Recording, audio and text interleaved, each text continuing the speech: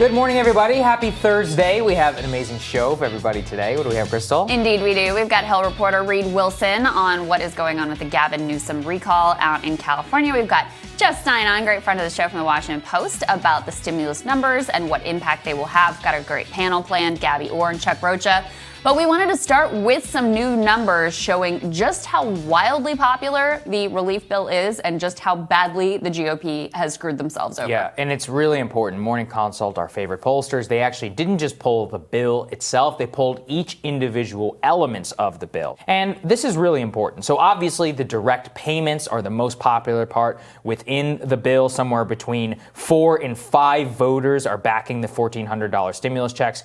Even amongst Republicans, we are talking about 2/3, 66% support. So literally one of the most popular things Congress has ever done. A common attack vector that I have heard from Republicans and people who have been critical of my stance on this is, yeah, but what about all the other stuff in the bill? Well, luckily, got those numbers for you. So, extending $300 a week unemployment benefits, dramatically popular. It has 40% GOP voters saying that they disapprove. The rest either approve or they have no feelings about it. Expanding the child tax credit. That's actually even more popular than the unemployment benefits. That one has got dramatic amounts of support. Only 18% of Dems against, 6% of Democrats, 16% of independents, and 32% of Republicans. So again, even amongst all voters, only 18% are against it. Now to the most controversial piece, which is state and local aid. Remember, this is the one which basically got every single Republican senator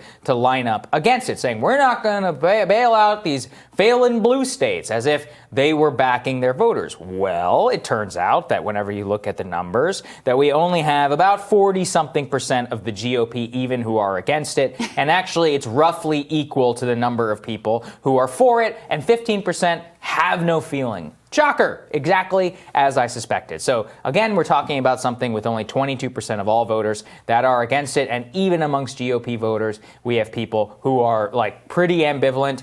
And then the final and the most controversial part of everything was, well, we're not going to bail out California's pension system, which again, I always said, just you can write one line of text and you could prevent that if you really had such feelings about it. Well, surprise, surprise, amongst GOP voters, that is the only provision of this bill where the majority of the voters against it, but it comes in at a slim 52%. So not even half, barely half of the people are even with you on the things that you drew total red lines on in your opposition to the bill. So each of the individual provisions, 4 out of the 5 have majority support amongst Republican voters. Amongst Republicans. You're not even talking about all voters. I'm not even talking about all voters. Amongst all voters, it's not even close. Every single one it's like the least popular thing looks like it's the pension pill. $86 billion. And it's also like, that's what's so funny is the way that they pulled this was in this very negative way. They phrased it as $86 billion to failing union pension plans. Right.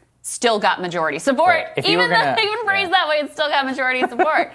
And if you go down the list here, so if you're looking at all voters, the check's wildly popular. 79% support. Extending unemployment, 70% support among all voters. Expanding the child tax credit, 69% support. State and local aid, this is the one thing that they really have been trying to demonize for months and months. 64% support, and again, the bailing out the failing union pension funds, which, by the way, many of them failing through no fault of their own, but we can talk about that another time. But they phrase it so negatively, and it still gets majority support with only 30% of the country opposed. Yeah. So that's the state of affairs. And look, I mean, number one, these things are all obvious and popular just on their face. Checks have become the most potent political tool in American politics, one of the most popular things, I mean, maybe the most popular thing Congress has done in literally decades, even though, again, it's not like there wasn't any effort to try to make these things controversial. There was even on the Democratic side this whole question, maybe we should means test it more, maybe we should cut it back. And they did actually cut it back with 17 million fewer Americans getting these checks than got the checks under Trump, pared it back from $2,000. Just imagine how popular this would be if it was $2,000 and going to all the people that it went to last time. It just shows you how disconnected the debate in D.C. where this was controversial is from the rest of the country where 80%, I mean, find me another thing that 80% of Americans agree on. Incredibly difficult, especially whenever it comes to economics. This is the second most popular thing economically Congress has done since 2007 when they hiked the minimum wage. So, look, that's in 30 years. Which they could have also done here, by the way, but just chose 30 not to. years since the second most popular economic thing that somebody has done. People really need to grapple with that. And this isn't an anomaly just on the checks. Biden himself seems to be doing pretty well. Let's throw some of these up there on the screen. We got his overall approval rating at 62 and 34. That's an incredibly high. Those are like Clinton-era numbers. You very rarely see stuff like this in a non-crazy political environment. Yeah. So what I would say is that would encompass Obama. I think that definitely encompassed Trump. And I definitely think that because of Bush and Iraq, like things get really screwy. Very high highs, very low lows. These are very Clintonian numbers. That's kind of what I kept thinking whenever I see this. Let's throw the next one up there on the screen. Handling of COVID, obviously that's the one which is most important, 66 and 27. And then the relief bill in particular, you guys know the number on that. But you know what really caught my eye, Krystal? It was this one. It was Josh Kroshauer. He's a friend. He notes something really interesting.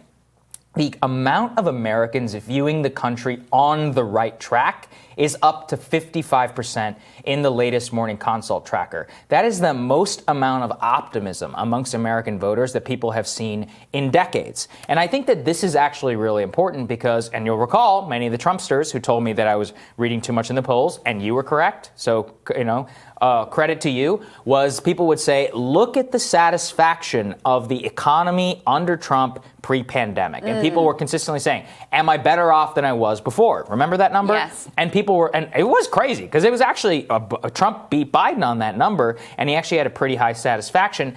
That number ended up being the most predictive of a narrow election that we ended up seeing in 2020. So if the inverse is true, which is that if it was important then I think it's important now, then the 55% on the right track might actually be the best one in terms of real partisanship feeling around Biden.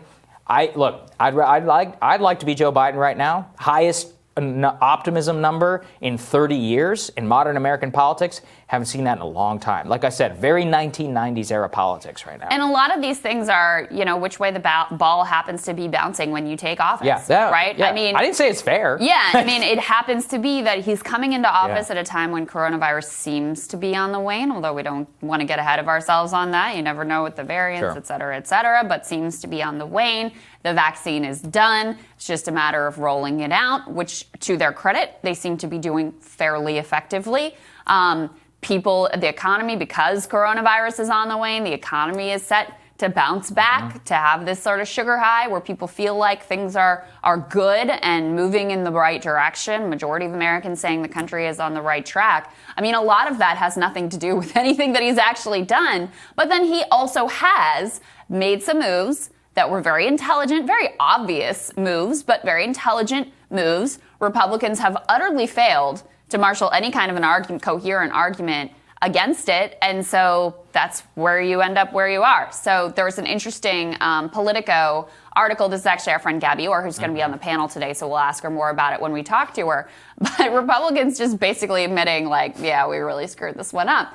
And if you read into this article, they're making this bet that, over time, people are going to decide they don't like this relief bill. I just don't believe it. That's totally fantasy. Over time, after they get the checks in the account, they're going to be like, I actually don't really like having $1,400 more dollars. No, that's ridiculous. It's silly. What is the thing that they're going to see in their lives that makes them turn on this bill? I just really, literally can't imagine it. And look, they're actually misreading what happened in 2009 and 2010. What did Obama do? He passed a stimulus and then immediately went for Obamacare. And Obamacare was incredibly politically divisive. That's basically what got them the House and the Senate eventually in terms of their power. So if Biden does not make that mistake, which I don't think he's going to do, in terms of the 2000, look, they're already talking about infrastructure. I don't think that's actually going to happen. As long as the 60 vote threshold is there on the filibuster, it's just over. That's what we said. I think we did a segment last week where I think the Biden presidency,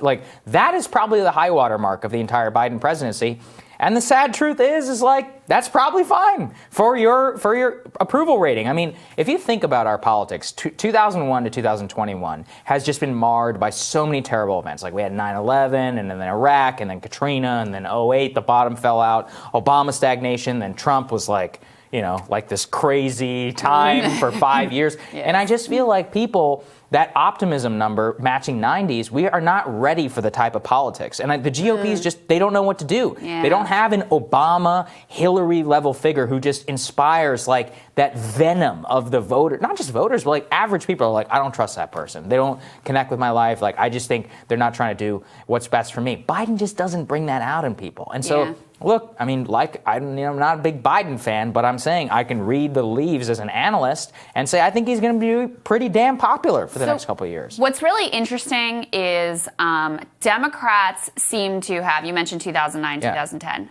Democrats seem to have actually kind of learned half of the right lesson from that era.